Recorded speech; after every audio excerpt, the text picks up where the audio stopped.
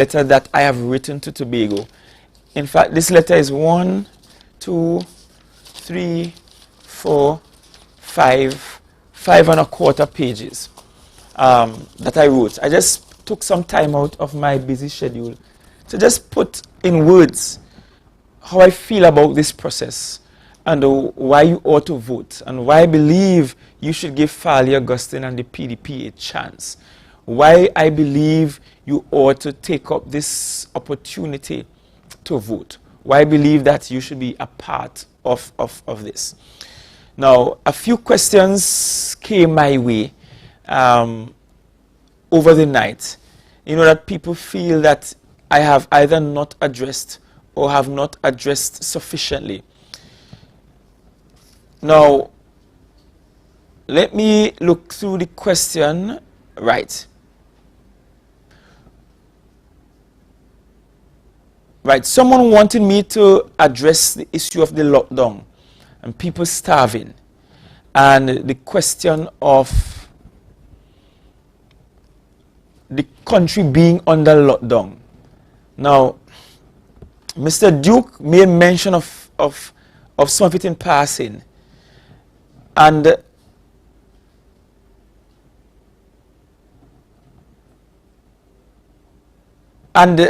to be honest, and I'm just responding to someone sending in a question on my phone. No. Right. So this is live TV, so you know it's live.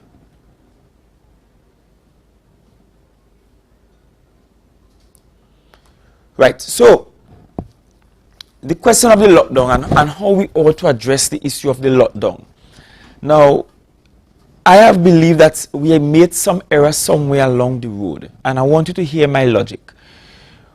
We had a carnival, we had 2 elections, we had an Easter blitz, and still our numbers are not as high as they are coming out of a curfew, state of emergency, closing of all bars and restaurants for a protracted period.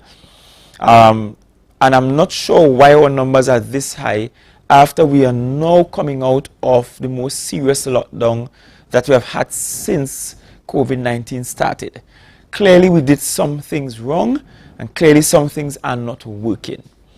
I am also of the belief that at some point you, the public, will get frustrated with all the lockdowns, because the reality is human beings were made with the intention that we will interact.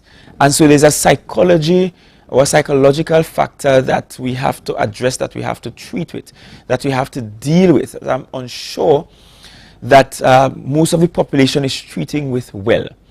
I am one of those who believe firmly that the beaches should not remain closed. In fact, I don't know that people necessarily gather on beaches and end up in large groups together intimately as much as they do when we go to church or when we go to school or when we go to work.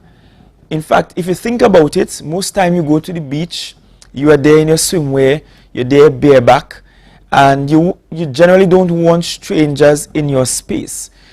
Those you go to the beach with, fine. So the friends you go to the beach with, your lover, your wife, your husband, your children, those will be in your personal space. But it's rare that you will allow others in your personal space while being scantily dressed for the beach.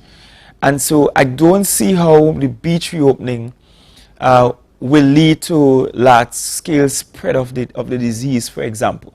So I think we have to take a second look at some of the measures that we have, because I don't think some of these measures make a lot of sense. We have to understand, however, that if the beaches are to reopen, the beaches are not to be reopened for a zest or for a party or for large-scale limes. It's open so that people can use the beach for therapeutic purposes. So people can go take a swim. So people can go with their family and hang out under a palm tree somewhere. Additionally, if we want the economy in Tobago to reopen and we want hotels to be back up and running, a hotel cannot operate in Tobago without the beach running as well. Think of Cocoa Reef. Yes, Cocoa Reef has reopened and they're trying to get going again. But of what value is Cocoa Reef to its guests if the lovely beach right there is inaccessible by virtue of the law? And I think that is an area that we need to take a second look at. We have to come out of the lockdowns. I also see as a fact that we will have to live with COVID for the foreseeable future. And I need you to spend some time, when you have some time, looking at the influenza virus, which itself is a pandemic, and that at one point killed several people, millions of people around the world. We still live with that flu virus. We still have it and strains of it occurring across the world. And some people still die from the flu virus. But certainly we will not lock down the country because the flu virus exists. And so what has to happen is that we have to find ways to live with COVID because it's going to be here. I don't see how we can lock down the country indefinitely or permanently. That just will not work. So the question, Trinidad and Tobago, is how do we reopen our economy and do so in a very safe way? How do we reopen our economy and reopen it in a manner that allows you to remain safe?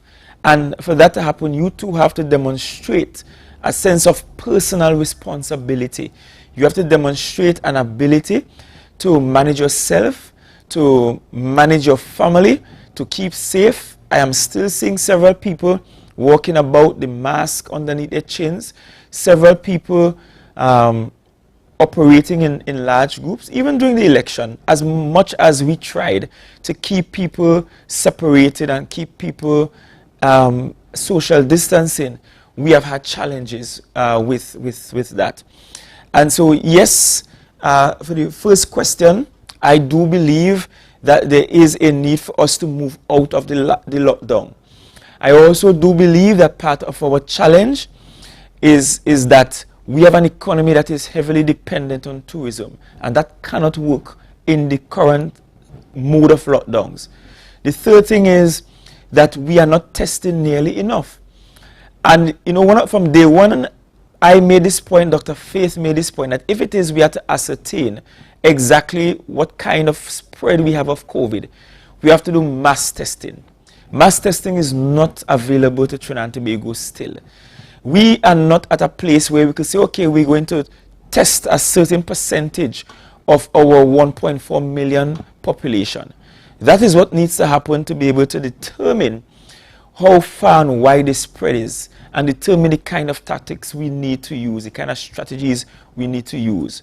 One of the reasons we were trying to influence the government since last year to set up testing facilities in Tobago early on was so that Tobago could have gone ahead of the national curve and could have done some mass testing, because our population size is small on the island, and if we had done some mass testing in Tobago, we could have determined exactly what the spread was like and how to manage it. We also have to begin to keep our immune systems up, because I know people who are well vaccinated that dropping down and dying from COVID. I know people who are unvaccinated who are also dropping down and dying from COVID. It means, therefore, that we have to begin to work on things like our comorbidities, work on our immune systems, have our immune boosters being taken. You have to eat well, exercise well, sleep well, and you have to ensure you eat healthily. You can't put yourself at risk and at the same time not manage your health. Your health is your wellness. Your health is more important to you than however much money you have in the bank. And so you have to manage that well. And so I hope in the absence of Dr. Faith, I answered your question well. But one of the things I want to guarantee you last, treating with this matter, is that post-December the 6th, instead of me coming to an up-close and personal, Dr. Faith will come and we will begin to build out for you the strategies for moving out of COVID, because Tobago has to move out of COVID. Tobago has to get to that place whereby we can reopen our economy and begin to make some money. Is Movado, I think, that say if you ain't making money, you ain't making sense? Right, so you have to begin to make some money. And that's important. Your families are crying out because of the reduced income. People have lost their jobs, and there is a need for you to earn some more. Right, so that was question 1 that I received that people felt I didn't address last night. If there is any sector that you think was unaddressed over the course of the campaign between September 2015 and now, then feel free to let me know, and we can have it addressed before the end of the night or before the top of the hour, because I don't want to be here that long. It has been a long day, and if you look into my eyes, you'll realize that as much as I have demonstrated that I have quite a bit of stamina. I mean, I'm a countryman, and when you're eating good blue food and provision and good fish, rock fish with good iron in your body, you can go for very long periods. But of course, naturally, the whole process will take some toll on me and will present itself to me with some fatigue. And I'm sure all of my candidates are experiencing some level of fatigue as well, because we have been going at this for a long period of time. And so I won't be here very long tonight.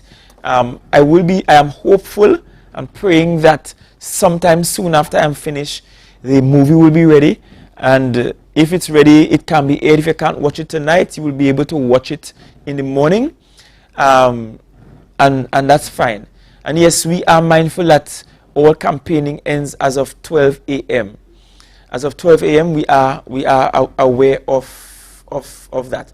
To those of you now joining, there has been a challenge with the rendering of the movie that is causing them a challenge. And because of that, I've decided to come and just quickly do this up close and personal to give them some time. You know, sometimes you plan and God has other plans, or sometimes you plan and things just don't work out. The best laid plans of mice and men do often go awry. I learned that when I was studying the book of Mice and Men in English literature at school. Trying to remember who was the teacher I did of Mice and Men with. Perhaps it was a Miss Lewis, I think. Slim, tall teacher. I haven't seen her in years. She taught us temporarily. Beautiful lady, by the way. Yes, those fellas who were in my class knew that we sort of had a crush on that Miss Lewis with the nice spacey teeth. Yes, so of Mice and Men, I learned a lot from you, Miss Lewis. If ever you see this and you recognize this young chap you taught, you will know that there are fellas from your class who remembered you and remembered your teaching quite well. So let me look for questions. Right, the issue of alternative medicine I am seeing popping up as one of the issues. In 2017, when we campaigned, we made it a point to say that we want to invest in what we call bush medicine or alternative medicine.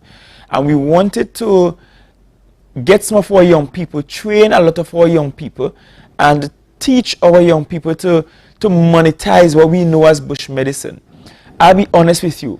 I don't know what are the properties and the things my father will concoct from time to time. Right now, if you come home by me, I could give you in a shot glass some roots and herbs and so on that have been soaking in some spirits for a while. Yes, some spirits for a while. And every now and again, I would take a shot of it. And somehow it boosts the immune system. It gets rid of the flu. It is like a booster to your system. But if you were to ask my father what are the chemical properties of that which you're drinking, he can't tell. I don't even know if it's just a placebo effect. I can't tell. We can't tell. And it would be worth our while to explore the actual science behind a lot of these medicines that we have developed from either indigenous peoples or that came across the Atlantic with the slaves, and we have retained it over the years. It's worth a while to look into it. I can envision that trumpet bush, that zebra pip, that greater wood and so on, finding itself in a nice bottled syrup that we can drink, that is palatable. That isn't as bitter because they added sufficient sweetness in it to treat with the bitterness in it. I can envision us making monies from that.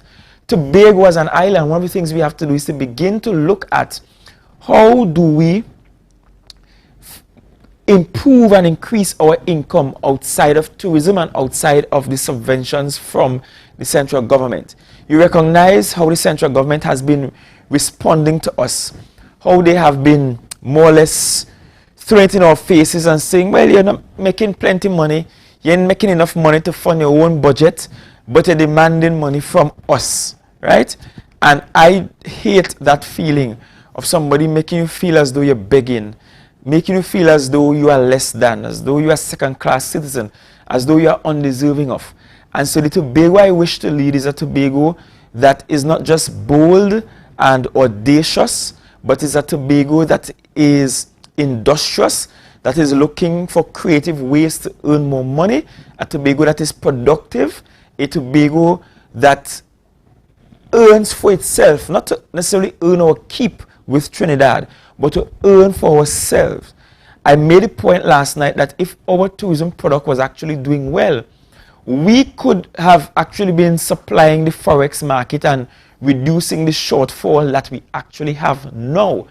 Because imagine if you can get 100,000 international visitors here through our airport. Imagine the kind of spend that will happen here. All of those US dollars, all of those foreign currencies will make its way into the system. And that will result in our businesses in Trinidad getting access to forex. So we can actually contribute significantly to the nation's development, and we have been. Because I notice in all the arguments and all the conversation that some people have been ignoring the fact that we do contribute right now through hydrocarbons, but that is ignored completely. That is ignored completely. Now, let me see if there are any other questions, any final questions. It is now 9:43 p.m. So we are looking, we are approaching the 15 minutes towards 9 p.m. Now, let me say this to you. Tobago is on the cusp of history. Whichever way you vote, we're on the cusp of history. Tobago has to decide what kind of history it wants to make tomorrow. You have to decide that. And I don't know that staying at home makes you the best history maker. History will not absolve you if you stay at home and the wrong decision is made tomorrow. You will feel punished over the next 4 years. But you need to come out and own your democracy, come out and own your destiny, and come out and be a part of something great and big. Everywhere I walk in Tobago, I get this sense from Tobagonians that they are fed up. I get this sense from Tobagonians that they have had enough. I get this sense that, you know, we want something different, Farley. Oh gosh, Farley, time for them to go. I keep hearing that refrain over and over again. And I'm saying to you, it's not enough to wish them, to wish that they leave office. You have to get up and make that happen. And I want to give the commitment now that we're not on the hustings and, you know, we are taming things down and we're sobering up and we getting to that place where we're about to go to the polls. I want to give the commitment that a THA led by Farley will be a THA for all Tobagonians, for every single Tobagonian, including those who don't support my political ideologies. Because I have experienced in my family what it feels like to be victimized. In fact, let me tell you this story. My parents were old Narites. My mother and father were Narites. But my family, the extended family has been mixed. I have members of the extended family who have been PNM for donkey years. In fact, I had a great aunt that died at, 99 years or 98 years old. And she was like Queen PNM herself. When I first ran and I went by her, she had to tell me a whole long story about Eric Williams and what Eric Williams do for she. I didn't even know if she voted for me, but I went by her nonetheless. But my family, my immediate family, my mother and father were older Narites, and they were there as part of the party groups with people like Ochoy and Carlisle Dick and so on. And I can remember clearly in 2001, although they were Narites, I was one of those, young, you feel you're bright, you feel approaching fifth form, you're about to do exams in a few months' time, and you're thinking, why are my parents wasting time to vote for Naro? They should vote for something else, because we had a rocky 4 years with Mr. Charles. Not that he was a bad leader, but he did not have the resources to do what he needed to do. And I did not understand that at the time. At the time, I just saw the fact that teachers were absent because they were protesting every Monday morning, or it was always some issue. People can't get their pay. And then people were up in arms. We don't have money to pay people, but you find money for ring bang and other. And it was a whole heap of bacchanal. But when the election results ended, and now lost the election, my mother at that time used to work with what they call special works, where with special works or 10 days, one of those programs, one of those short-term programs that they would employ people. She was a checker then. And I could never forget that almost immediately, in fact, the same night that Now lost, I heard supporters of PNM saying, that good, we have to get all of them out of work, get them out, what am I do there? PNM time now. And I live to see that my mother never got gainfully employed until 2009. Prior to 2009, she ended up working on and off as one of those checkers / accountant kind of people with the agriculture department. Whenever somebody went on maternity or somebody was sick, she would fill in, and she filled in for a while until she got fully employed somewhere around 2009. That's the same way I left university. So because my mother and my father did not support PNM in 2001, they were automatically shafted.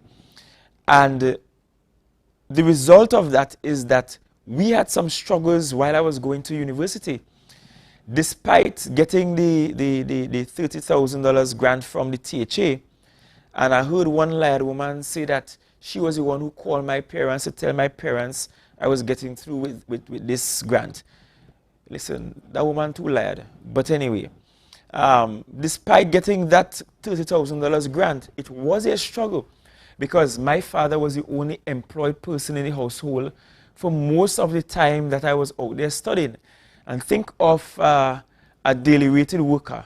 Let me nice it up. Think of one of those guys just cutlassing by the side of the road, having to take care of his family at home, trying to complete billing at home, and also trying to send his son to university, to send the first member of the immediate family off to university.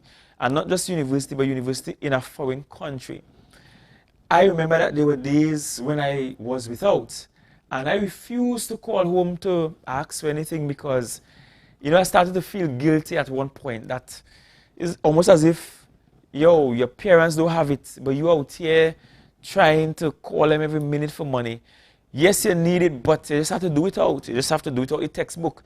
And hopefully you could get it in the library. And those of you who went to UWI knows how difficult it can be to get a textbook in the library when there are just a few copies in the library.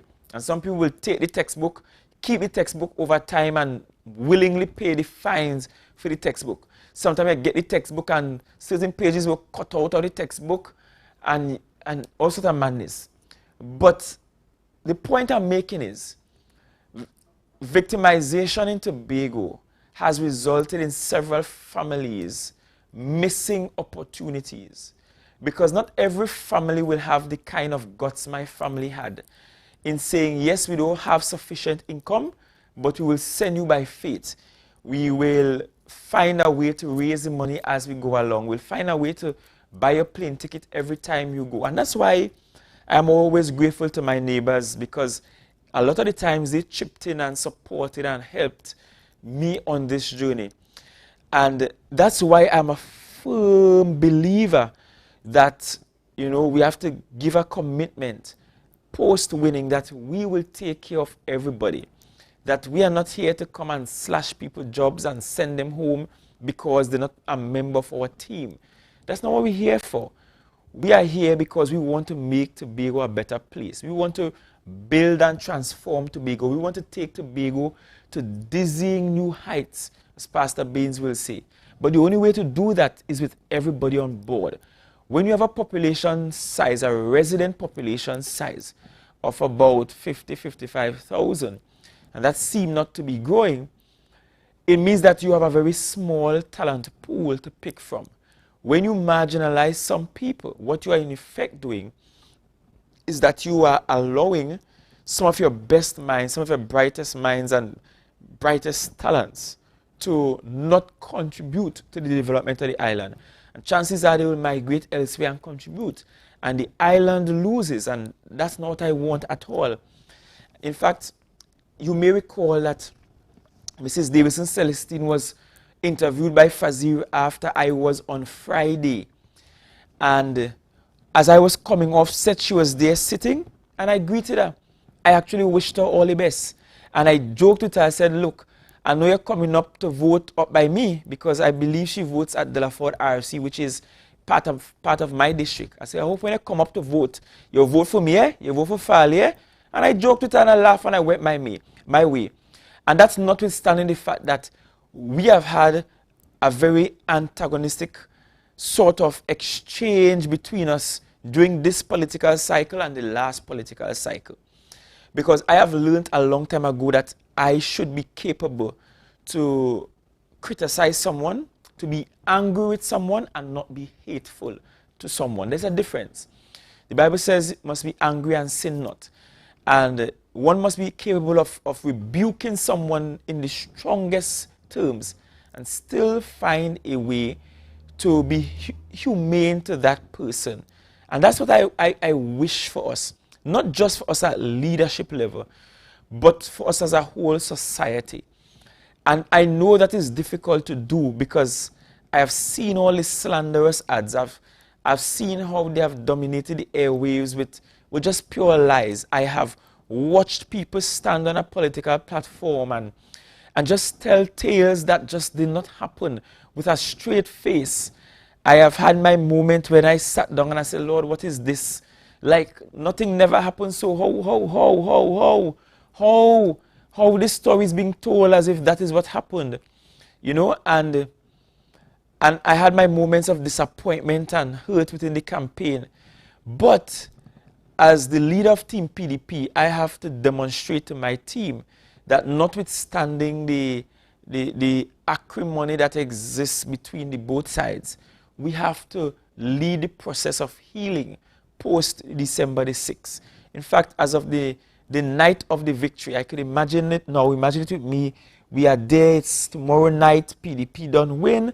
Everybody wants to celebrate. And perhaps I should tell you now that, yes, everybody wants to celebrate, but I will talk to my team and caution us about the large-scale gathering in Roxborough because you see all this police set up here that has never happened in the election, in any election in Tobago. It starts to feel as though the state is using the state machinery, using the police service to try to bully their way into winning an election. It is starting to feel that way. But notwithstanding that, I am confident that Tobagonians will rise above that.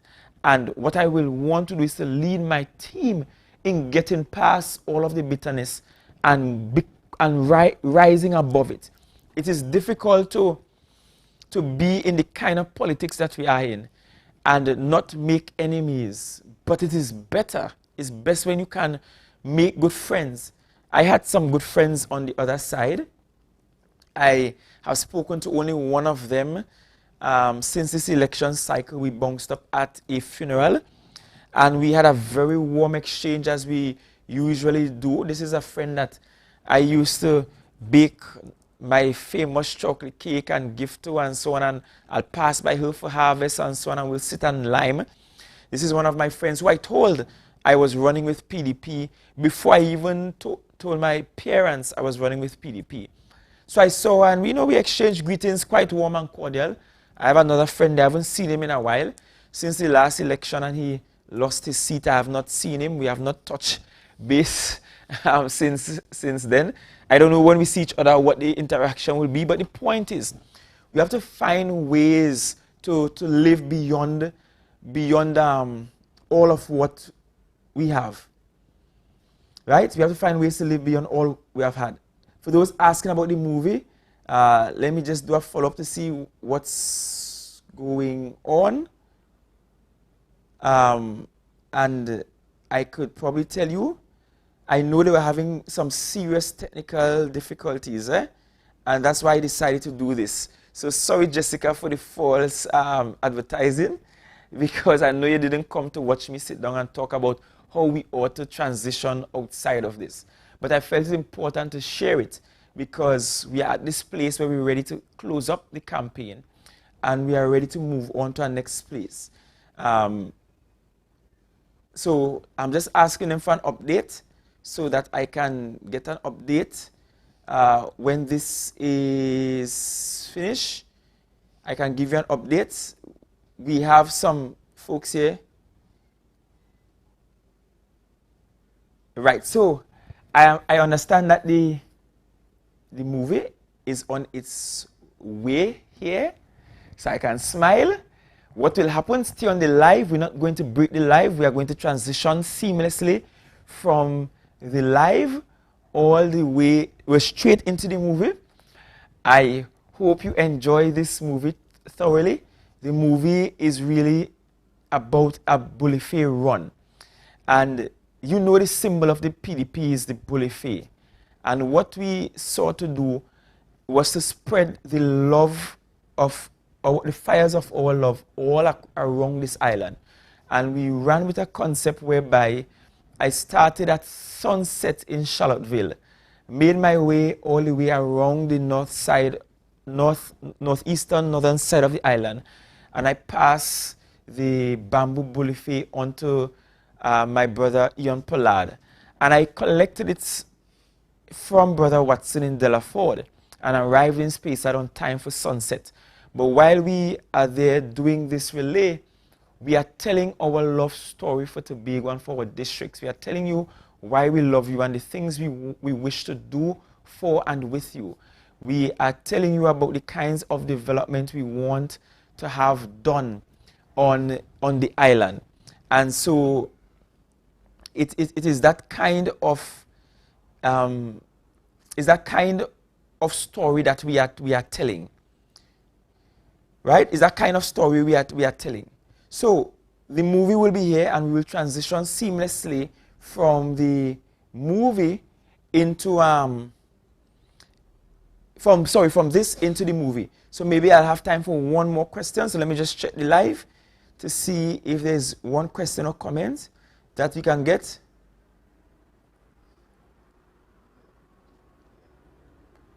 Right, so there's a question on the screen. The fish vessel that was purchased for the Castara men, would you bring it back? Oh, I love this question.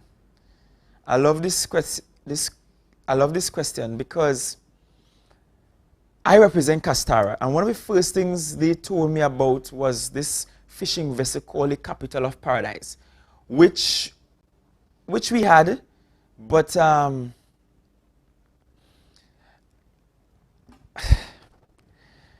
I'm pausing because it's frustrating that we had this idea that we will give some young men a setup. A setup meaning that they will have a chance to move past fishing in pirogues and get into commercial fishing. And so the Capital of Paradise was purchased. And at this moment, nobody on the island can give account, well, except them, account for where the Capital of Paradise is, what is happening with the boat. The last thing I heard is that they needed to take it down to Suriname to do some repairs. There was all sorts of bacchanal over it. The fishermen who were part of the project, they were unceremoniously booted from the project and they just were left hanging, no explanation given to them, nothing. And so I really wish to say here and now that this is one of the things that we will look back at. We will find the boat and we will give the people their boat. right? I don't think that the THA needs to be in the direct day-to-day operations of a fishing vessel, but I would be willing to take this fishing vessel and give this fishing vessel to the people of Castara, to the young men in Castara, and let them operationalize it. We can work out an arrangement where they pay us back for the vessel over time, but at this point, the state of that vessel, I don't know what's the value of it, so it's something we have to assess. But yes, I am heavily in favor of ensuring that the fisher folk who are part of that project, that they are duly compensated and that they get a chance to actually earn from it. We treated them unfairly. It was a good idea that was mismanaged. And that's part of the problem we have had over the last 21 years. A lot of good ideas that were poorly managed, a lot of good ideas that failed, a lot of good ideas that people just tried to be corrupt, and as a result, the thing did not work out. And yes, when you had to find the vessel, things bad. Because we have been asking, what about the capital of paradise? Where is it? In whose hands is it in? Because I have had an experience whereby there was a boat purchased to carry the workers of Little Tobago across Little Tobago to take care of the island. The boat probably worked for a month, if so long, and it parked upon the sand because they purchased the wrong type of boat. The workers told them not to purchase that boat. The workers told them the type of boat to purchase. The secretary found some friend who was selling a boat and went and buy the boat from the friend. And so the boat was parked up on the beach in Space for a while. Then they moved it from there and it was parked up on the trolley outside Space High School for a while. Then the boat left the village. I asked in the house, I said, where is the boat? The Secretary of Agriculture at the time, Mr. Spencer, said, oh, the boat is down in Boko, it's been stored there and, we're taking good care of it. The day after he gave that response in the house, somebody took me to Betsy's Hope to show me the boat covered down in a garage, right in Betsy's Hope, right? The government property. The point is, that way of doing business has to change. It is one of the reasons why we have lost things significantly. Now, somebody saying, when is schools going to open? Schools are set to open in January, right? Now, I am just going to read to you the letter I wrote for you, Tobago, today. When I took a break to have lunch and so on, I wrote this letter. Immediately after reading this letter, and Master Control, give me the thumbs up if you'll be ready to just shoot Master Control, right? So immediately after reading this letter, we will transition into your lovely movie, and Farley can make his way home to get some rest, to wake up very early in the morning so that we can all be set to go as soon as the polls are open. So here's my letter to you, Tobago. And maybe, can we zoom in? Cameraman? So give me a quick zoom in so they can see it in my authentic crapo leftover handwriting. Yes, my attempt at my writing, my cursive writing is not the best at all. So yes, you can see it's my handwriting. This is how I write. So my cursive is not the best. And I'm just going to read for you what I jot on this paper. I can't just share it online because Miss Hackett might kill me if she look at it and see a set of grammatical errors and poor punctuation. And when you're writing in a hurry, sometimes you don't pay attention to the grammatical constructs and so on. So here it goes. Dear Tobago, the greatest little island on the planet in waiting. This evening, on the cusp of one of the most critical decision days in Tobago's recent history, I must share with you once more from my heart. You see, you have molded me, Tobago. Your soil has nourished and steadied me. Your waters have provided solace, strength, and sustenance. Your people have raised me, and you have shaped and embraced my journey to manhood and my desire to selflessly serve and elevate all of us as Tobagonians. Tobago, I am because you are. All of you. Your history, your resilience, your generosity, your intelligence, your ingenuity, your energy, your culinary skills, the sweet hand, your dialect and artistic expressions, your talent, your sons and daughters, past and present, your sincerity and compassion, even your imperfections and attendant frustrations are the motivating forces that drive my quest to truly transform this place we call home and to see her fulfill her greatest potential. A quest that I need every Tobagonian to join me on, as together we are stronger and together we can consciously shift mindsets and attitudes in a positive direction. It matters not where in the world you are tonight. We are stronger when united in vision. Tobago, I have traveled the world, and this has only strengthened my resolve that we can be as good as any and better than many. In fact, we can be the best. We therefore ought not to let our identity be hidden, neither our rich and proud legacy placed on any back burner. Like the bamboo bulifay lights, the darkest night, so too should the Tobagonian flame forever illuminate every space that we occupy, including the space within this Republic of Trinidad and Tobago. My Tobago, this letter to you won't be much longer, as I have poured out the contents of my heart since September 15th, when we launched our workshop, and I have always poured out whenever I come to you. Authentically, flaws and all, like you, Tobago, I am not perfect, and like every Tobagonian, I am human. And this human is on a journey to inspire all of us to dream big and to create a place that we are all proud of. A place with thriving industries and thriving people. A place where systems work, and a place where we all work dutifully and diligently. So join me and the Progressive Democratic Patriots Tobago. Let us shift gears and ready ourselves on this, the cusp of one of the most critical decision days in Tobago's recent history.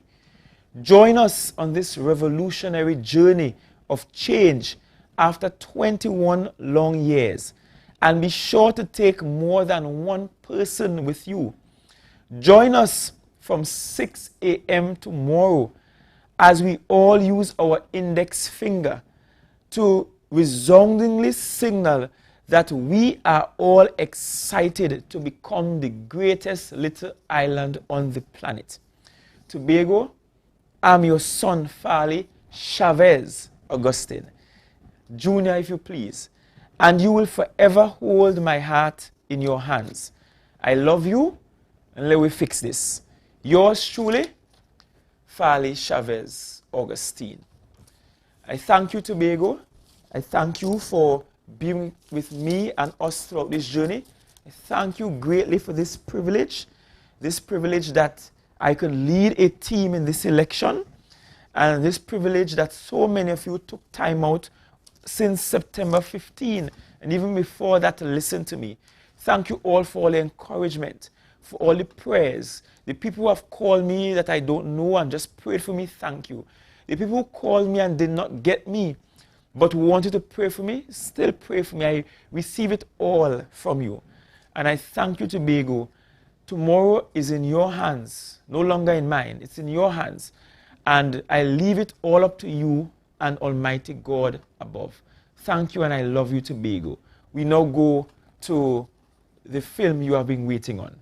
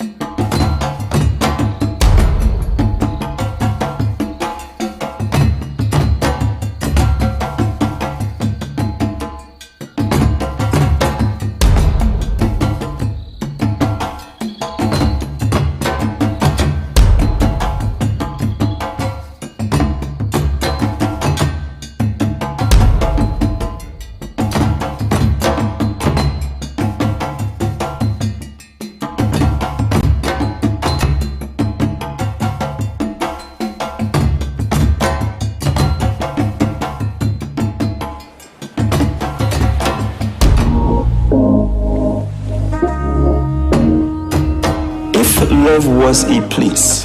It will look like a combination of Delaford, Speyside, Charlottesville, Hermitage, Lansford, Bloody Bay, Palatovia, and Castara. In fact, I believe when God was creating this world, He must have paused for a while, just to give extra attention to this northeastern end of Tobago. I have gathered an abundance of love from the rolling hills of my district, and now I want to take it and transport it via the bamboo Boniface light all around this island. I have enlisted the help of 14 of my friends so I can safely transport this light of love from Charlottesville where the sun sets all the way around and back to Speyside where a new day will break. Dear Charlottesville, may your crooked paths be straight. I love you because you are super talented. I love your unapologetically rich dialect, your unique expressions of your heritage, the braggadociousness of your fishermen, your commitment to faith, and above all, you gave me the greatest gift ever, a woman that loves me endlessly.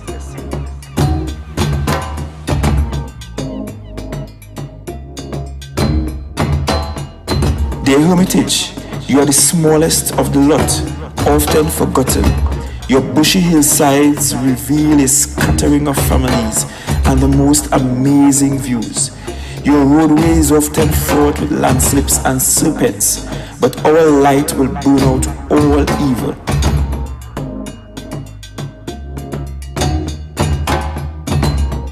Dear Lansford, the original home of the Blue Food Festival, I love smelling your pots of stew each time I walk through your linear settlement.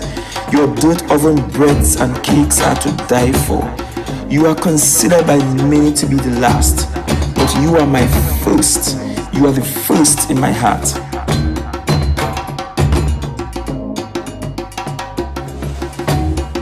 Dear Bloody Bay, your rushing, gushing cold river rejuvenates all. The stony outcrop of beaches massages weary feet. You are guardians of Tobago's most prized possession, the Mainridge rainforest. I honor you all for protecting this green space for all of us.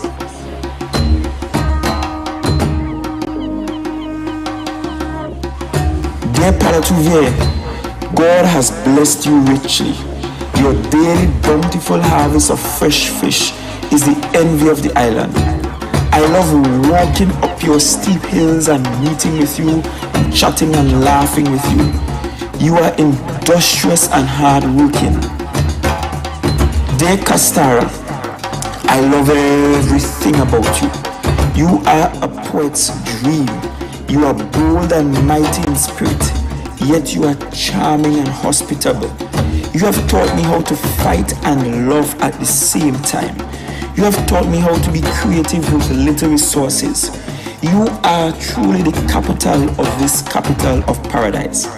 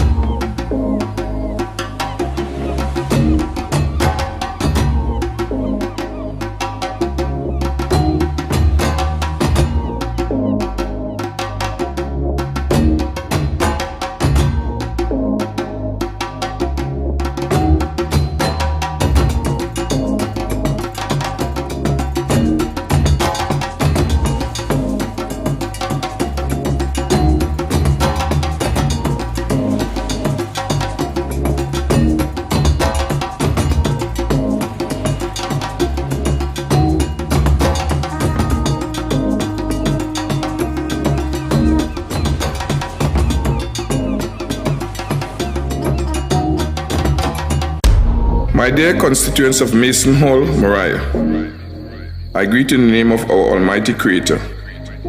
I just called to say I love you, and I mean it from the bottom of my heart. I wish to thank you for your overwhelming support. I have sworn an oath that I hold very sacred before God and you, the people of Tobago, to dedicate myself to serving you without fear or favor, affection or ill will.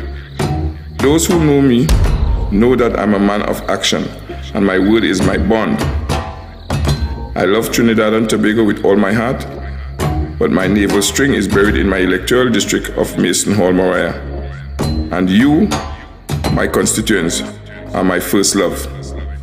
When I embark on this journey, present myself as a candidate for the Tobago House of Assembly election under the umbrella of the Progressive Democratic Patriots, I made several moves to convince myself that I should enter the arena and to prepare myself for the task ahead. And I came to you, humbly seeking your permission to represent you, to work with you and for you, and to ask you for your blessing, your support, and your unceasing stream of prayer. I thank you most sincerely for choosing me to represent you and for entrusting me with the awesome task of improving the quality of the lives of all of you, my constituents. Above all, always remember that for me, service to God's people is service to God.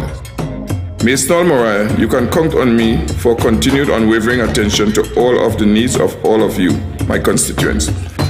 I love you truly. I remain yours respectfully, Ian Whitey Pollard. My dearest Bethesda, Leketo, Golden Lane, Woodlands.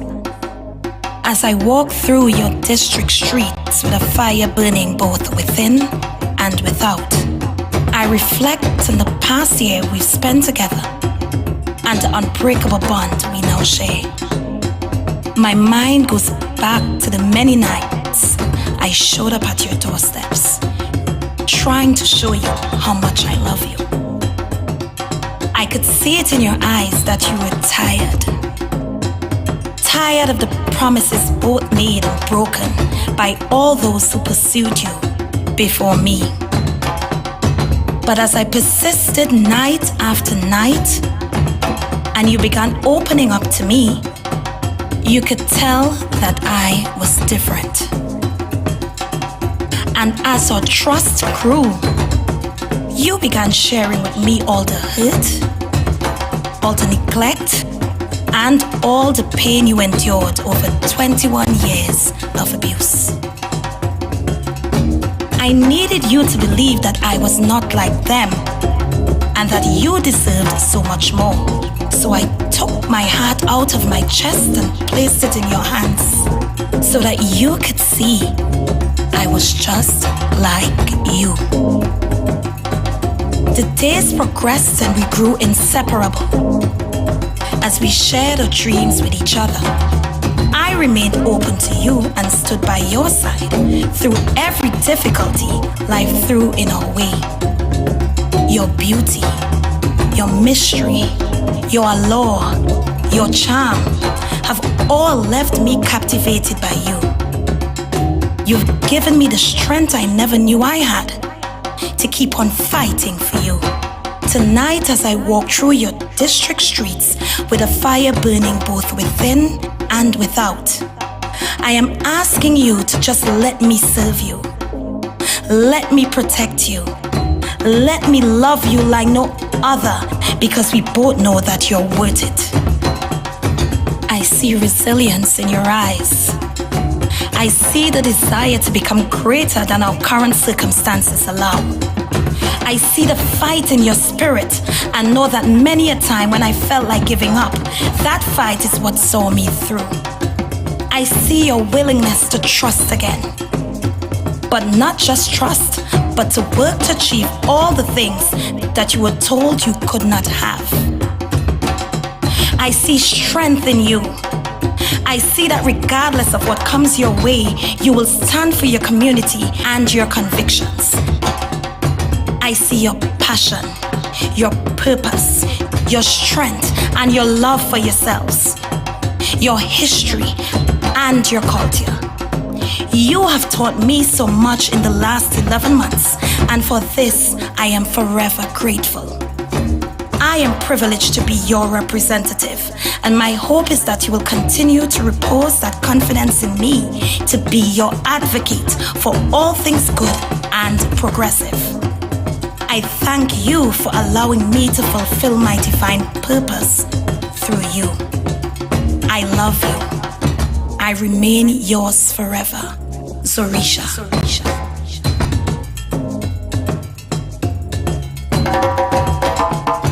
Dear Miss Mary's Hill, please permit me to be less formal and address you as Mary Hill or simply Mary. My name is Niall George, and I come to you from the lovely fishing village of Plymouth. Due to my skin color, many refer to me as a black rock. I fully embrace that, since, as history will tell, the blackness demonstrates the still untapped potential within. I have secretly been admiring you, and pointedly, my heartfelt desire is to finally get an opportunity to meet you and truly discover the individual you are. I understand that along your life path, you have traversed many hills and valleys. You may have encountered some bad hills along the way. However, as old illustrious Mr. Providence said, a hill which may at first seem to be bad, upon closer examination may truly be full of many riches. Mary, I would like to spend some meaningful time with you, going for moonlit walks along the fairy banks of the river, where we may be apt to enjoy much serenity. Who knows? Maybe you will be so enthused that on a whim you may suggest we venture down to Mount Irving, where we could enjoy the natural beauty, the food, the people, and the wonderful stretch of beach. To that, I certainly will not object. As you will agree, most whim tend to be rather exhilarating. Miss Mary Hill, I certainly consider you to be a pleasant prospect, who is seemingly full of great potential and who most likely is just waiting to be fully embraced. Mary, my ultimate desire is to form a long-lasting, happy union with you, whereby we both will do our utmost to unearth the full potential within each other. And along the way, ensure that all those around us are also encouraged to maximize their full potential. Mary, I eagerly await your reply and your anticipated commitment. My pleasant prospect, Miss Mary's Hill. Let's do this. I envision our union ceremony in Providence and our celebratory drive through Wim, Bard Hill, Plymouth, Blackrock, Fairbanks, and culminating in Mount Irving, where we will step out into our future, kicking our feet amongst the breaking waves as we stroll along that sparkling beach hand in hand. Yours truly, your Black Rock, out of Plymouth, Niall George.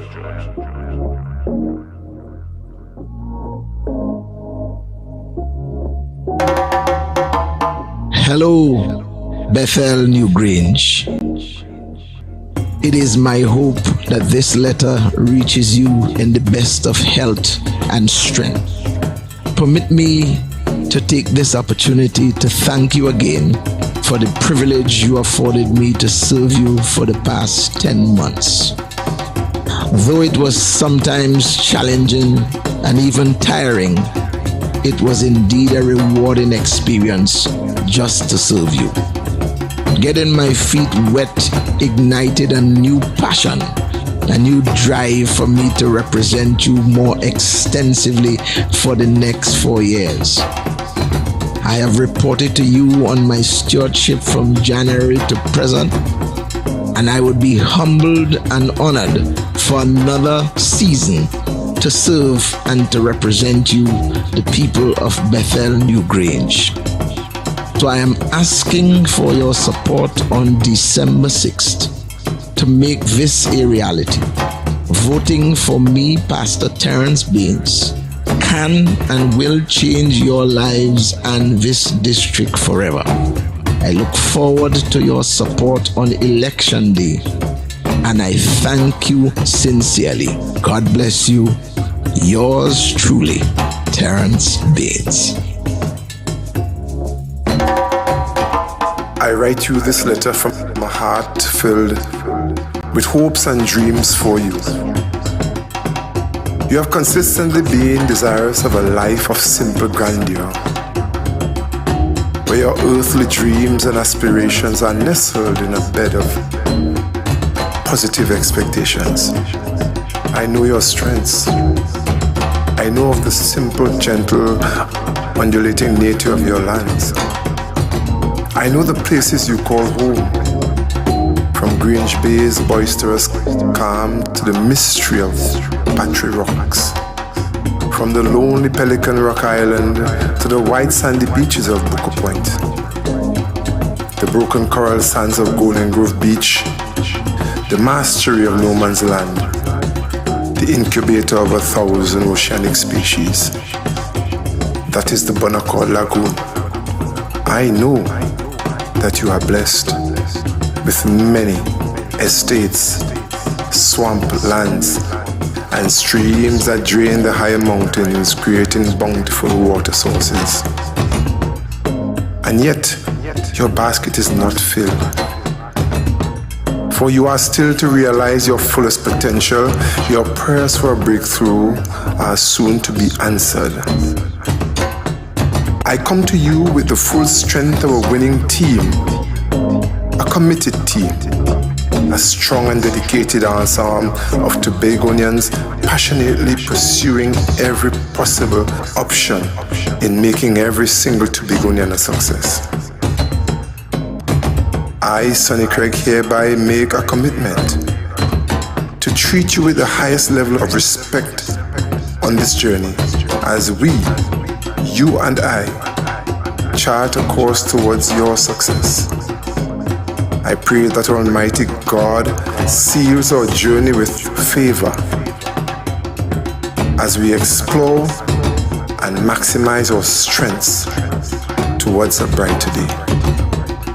Your PDP candidate, Sonny Craig. Dear Bonaccord and Crown Point, we are a community that could boast of rich cultural, entrepreneurial, and sporting legacy. I am proud to be bred and steeped in a community with so much camaraderie, love, and resiliency. For some time now, these attributes have been put to the test. For far too long, vulnerable members of our community have been neglected. Our basic needs have been unmet, and we have not been given the opportunities needed to improve our lives. I long to see our area once again become a hub for community and sporting activities. I long to see our fishermen made a priority. Very soon, Election Day is going to be upon us. Let us not negate the privilege we have as individuals and as a community to exercise our civic duty and elect representatives that truly have a heart for the people. Let us begin to work together and play together as we make our community a beacon for others to follow. Let we fix this together.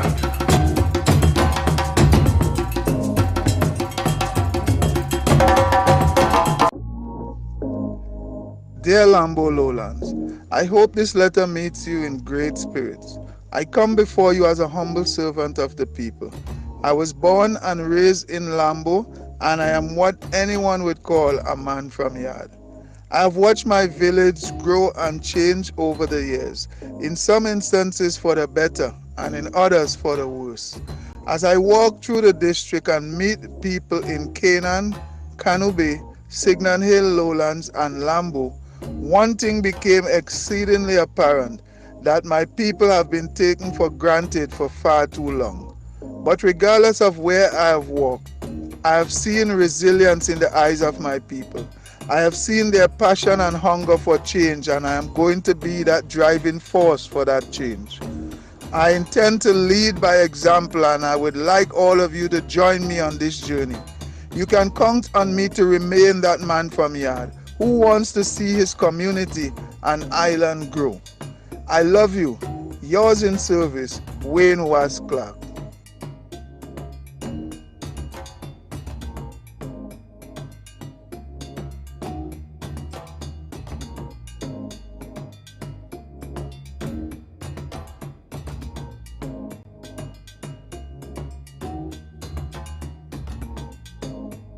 Dear Electoral District of Signal Hill, Patience Hill, there are many things I yearned for you.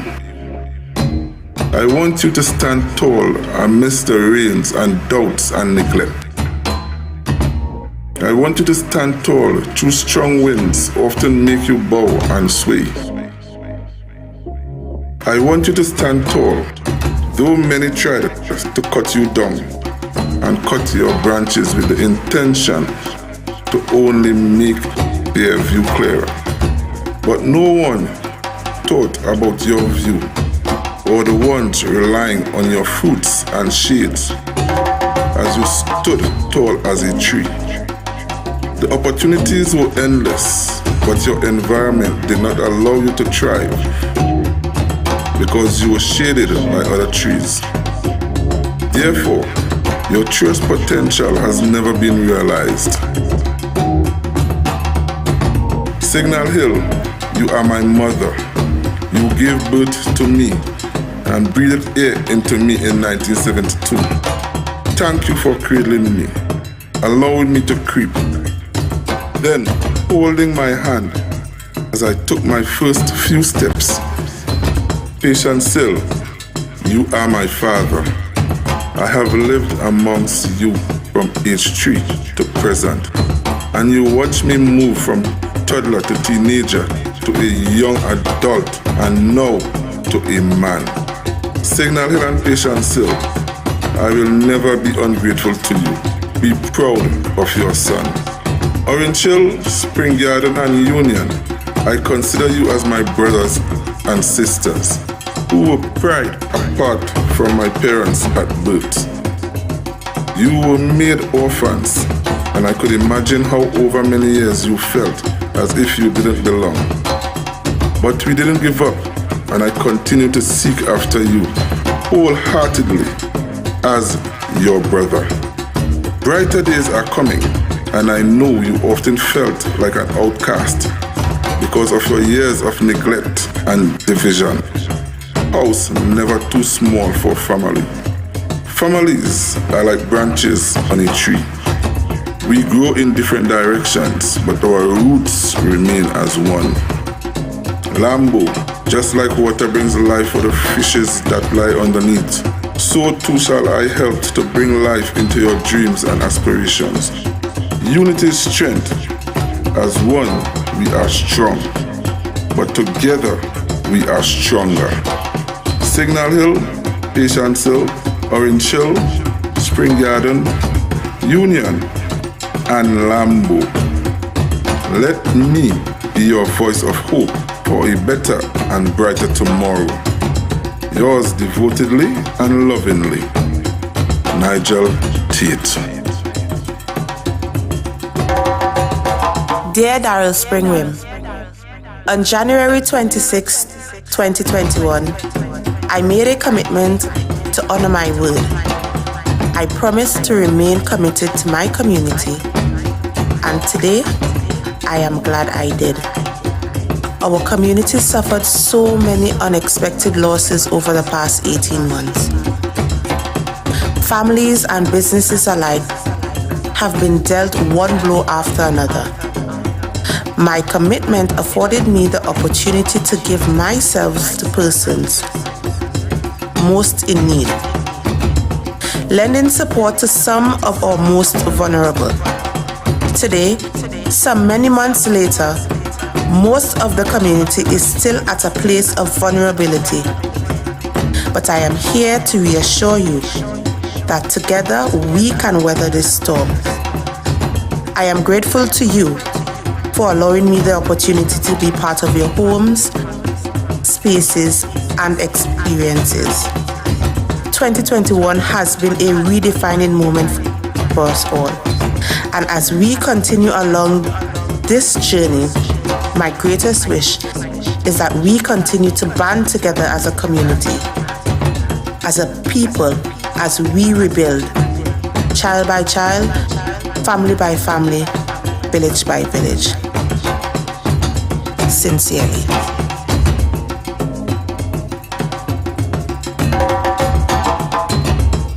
Brothers and sisters, my name is Trevor Williamson James, and I am pleased to introduce myself to you as your PDP candidate for the electoral district of Scarborough-Mount Grace in the upcoming Tobago House of Assembly elections of Monday, December 6th, 2021. I have listened to your complaints that have been ignored for too long, and with your vote of confidence, I give you my commitment to use all my skills, expertise, and experience to bring the results you yearn for. Since my presentation of the vision for the city of Scarborough, persons call me the man with the plan. This plan development will be the catalyst for a new Tobago. It will transform the private sector and significantly increase demand for goods and services, thus creating unmatched employment opportunities for all of us. Vote for me, and together we can build a bright future that all of us will benefit from. My pledge is to work with all my might to improve the lives of every constituent. Therefore, vote for me and let us realize new and great things for the district of Scarborough-Mount Grace. My dear Bagatelle Bacalet, I am Mrs. Natisha Charles Pantin, and I am proud to be your PDP candidate for the upcoming THA election on Monday, 6th December 2021. This is my social contract to you, the people of Bagatelle Bacalet. I, Natisha Charles Pantin, hereby commit to the following with the people of Bagatelle Bacalet. As a member of the PDP team, I commit to giving the highest priority to true and effective representation of Bagatelle Bacalet, and in particular, to use regularly organized town hall meetings and modern technology to determine the majority of views of constituents on any and all matters that affect your lives. To represent and fight for the majority of views of constituents in the government of Tobago. To live in the strictest harmony and closest collaboration and connection with constituents. To maintain continuous and unreserved communication with all constituents. To give great weight and high respect to the wishes and opinions of every constituent. To give unconditional attention to and fight relentlessly for the business and individual needs of every constituent. To sacrifice my own pleasures and satisfactions to those of my constituents. In all cases, to prefer the interests of my constituents above my own and share with you all benefits from being elected. As a member of the PDP team, I also pledge strong leadership in the fight for the interests of the constituency. This I will deliver by providing my unbiased, evidence-based opinions and mature scholarly judgment as advice to constituents. In this fight, I will always be guided by an enlightened conscience and sensitivity to the views of the majority. I will also use my informed opinions and judgments to push the government of Tobago towards scientifically sound policies and programs that will lead to rapid recovery and development of Bagatelle Bacalet and all the people of Tobago. Let us continue the discussion so that we can develop our community together. Let us continue to fight for autonomy, self-determination, and development for Tobago. Thanking you always. I am Natasha Charles Pantin, your PDP candidate for Bagatelle Bacalet. My dear constituents of Mount St. George Goodwood, I am Megan Morrison, and I'm proud to be your PDP candidate for the upcoming THA elections. On my walkabout, we had very frank and equally cordial interactions over the last few weeks. And now we are nearing the end of a campaign to rid Tobago of an administrative regime that never placed Tobago and Tobagonian at the center of its operation. The electoral district includes Bacalet Park, John Dial, Hope Village, Mount St. George, Goodwood, and a few houses in Goldsboro. As your representative, after listening to you, I must let you know that I have paid attention and pledged to address your concerns, especially with your help. My desire is for us to work together. Rest assured that they are all noted and will be dealt with accordingly. Together, we can fix this. The Bacalet area is a new development that has a problem with runoff water in lone line areas. Fixing it, we must. John Dial, you won't be left out or forgotten. Hope, I must let you know that that bridge on the old road has been a top matter on my agenda for the village. Hope Trace, we know you have been neglected for years, but those projects that have been started, we will finish it. The park can be developed into a play park and even a futsal facility. Mount St. George, you are my hometown and the first capital of Tobago. Perhaps this is the place where there is the most history. Fort Granby, the Georgetown site, the Spring Bridge, Retreat, Hillsborough Dam, the Hope Sugar Mill, among others. These sites can be turned into tourism attractions. Let us undertake a revitalization in the area. Let us meet with the fisher folk and seek to improve their conditions at Sudley Park. Let us work on what you, the villagers, call the Farmlands Initiative. Yours for development, Megan C. Morrison, your candidate for Mount St. George Goodwood. Dear Belgarden Glamorgan, you've heard me say it a million times, but it continues to be my guiding mantra. I act so as to encourage the best in others, and by so doing, I will develop the best in myself. My aim, Belgarden Glamorgan, is to serve you and to serve you well. My vision for Belgarden Glamorgan, which runs from Goldsboro by the bridge to Kendall Farm School, is simple. It is one where residents can live, work, play, and worship in peace and comfort, having had all of their needs met. While completing my master's and doctoral degrees, I learned about the 7 dimensions of health. This concept means that a human being is healthy when all 7 facets are taken care of.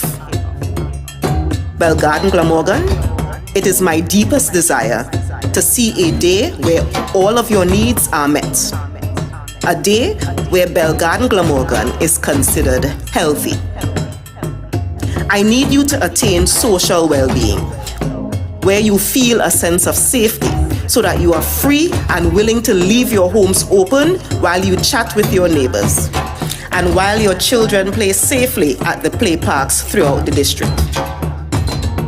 All members of society will be catered to, where lit football fields will be available to you young men and women, parks will be available for you to engage in all fours, and senior centers that link your elderly with your babies will be developed. I need you to attain emotional well-being. This requires you living in a society where your basic wants and needs are taken care of, removing the burdens of wondering how you would feed your family or where you would lay your head.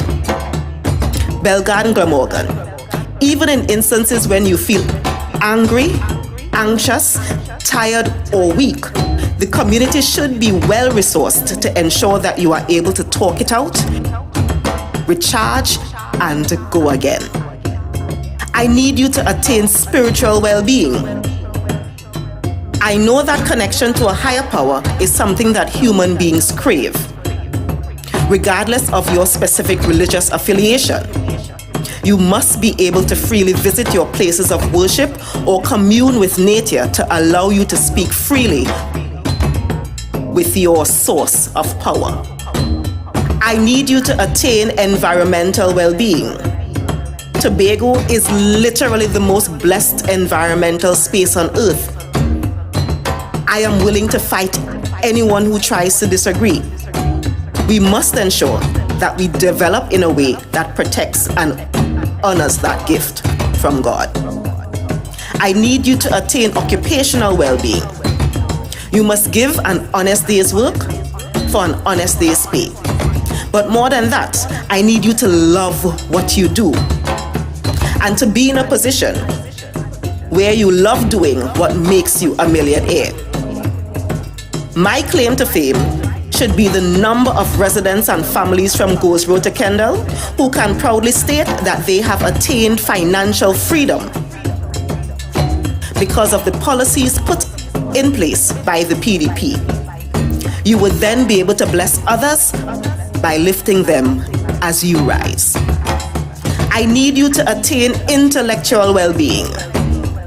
Tobagonians bright, and we need to harness that brightness in all facets, from the traditional academia to the arts to the trades. And finally, I need you to attain physical well-being by having a healthcare system that not only responds to our healthcare needs, but also promotes preventative activities. Belgarden Glamorgan, I need you to become the best that you can be. And when that has happened, I will be able to rest comfortably. It will be an honor to represent you. Dream with me as we attain true health. Your candidate, Dr. Faith B. Israel. My people, Dallaford, Louisville, Betsy Hope, Ten Chain, Roxborough, Argyle, Lamy, Kendall. My people, this is your beloved Watson Solomon Duke. I wish to say thanks for reposing unflinching confidence in my ability to represent you. From the time you requested and I consented, you have backed me all the way.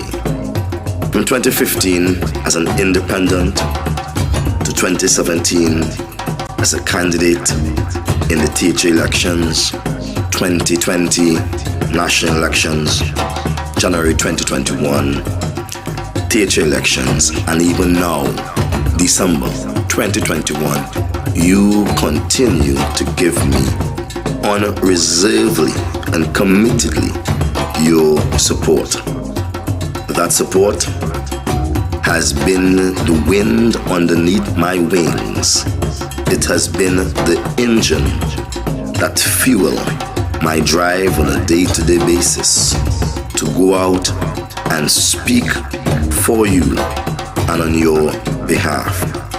It was this voice that pointed to the Roxborough complex being called Sid Gray complex without the recognition and the authentication of Sid Gray. It was that voice that spurred the PNM-led THA to commit and to do refurbishment job. It was this voice that spoke of the fire station that had long been removed from a place of prominence and placed in the woods of Roxborough, and then they brought the Chinese to build it. It was this voice that echoed your need for a Roxborough police station and not one where the police occupy the hostel for nurses. They did hear this voice. It was this voice that spoke of the long promised but yet to be delivered Roxborough Hospital, and they heard this voice. It was this voice that spoke of the Roxborough Administrative Complex. As a town, Roxborough need to provide several services, and they heard this voice. This voice has been with you, trying to bring back Easter Sunday and Monday to Roxborough. This voice has been with you, trying to ensure there is lights on the Louis D'Or field. This voice has been with you to ensure that there's a footpath for children moving from Louis D'Or to the primary school and back, which is a dance with death. This voice has been treating with the land situation in Louis D'Or. That's right, Louis D'Or, Roxborough Estate, and also Alami. This voice has been the voice clamoring for greater apportioning of agricultural lands for the would-be farmers. This voice has been speaking for you. Though this voice is somewhat difficult to listen to at times, like Barclay's cough mixture, it tastes awful, but it works. We have been able to transform not only Roxborough, but all of Tobago. Just when there were no boats coming to our rescue, we swam and the boats came. Just when there was no transportation in the east because all of the bus services were derelict. The last one being the trip to Lansome that ended with the death of one person and the damage to several other passengers on board. We thought it best to highlight the issue, and we walked 25 miles from Roxborough to Scarborough to be harassed by the police, but we got new buses. We swam, we got 2 new old boats. We were able to speak of the superfast Galicia going back and being replaced with a tug and a barge, whereby our goods were exposed to sea salt, and they gave us the Cabo Star. We have been able to force them to make changes, even when they wanted to bring in the new $100 bill, and they instructed us to come to Port of Spain with our bag of monies to be checked. And I stood up and I said, no, we are checking our monies right here. Bring the central bank. And the central bank came here to Tobago for the first time. Roxborough, Argyle, all the districts that falls within, I say to you that you are the trophy among districts. It was you that raised me, you that gave me the courage, you that put the wind beneath my wings. And now I've heard you saying to me, the time has come for Roxborough to take on the image of a town. And indeed, I'm committed to ensure that we build Roxborough to a place where persons can engage in commerce. We are looking at a university to replace the Roxborough Secondary School. We are looking at a cargo port to replace the depot, along with a small marina. We are looking at a landing strip in the Cocoa Estate for small planes and small jets, and the place where planes can be repaired and people can practice their skills in aircraft engineering. We are building a town that will be a university town, and a town that will be a cargo town.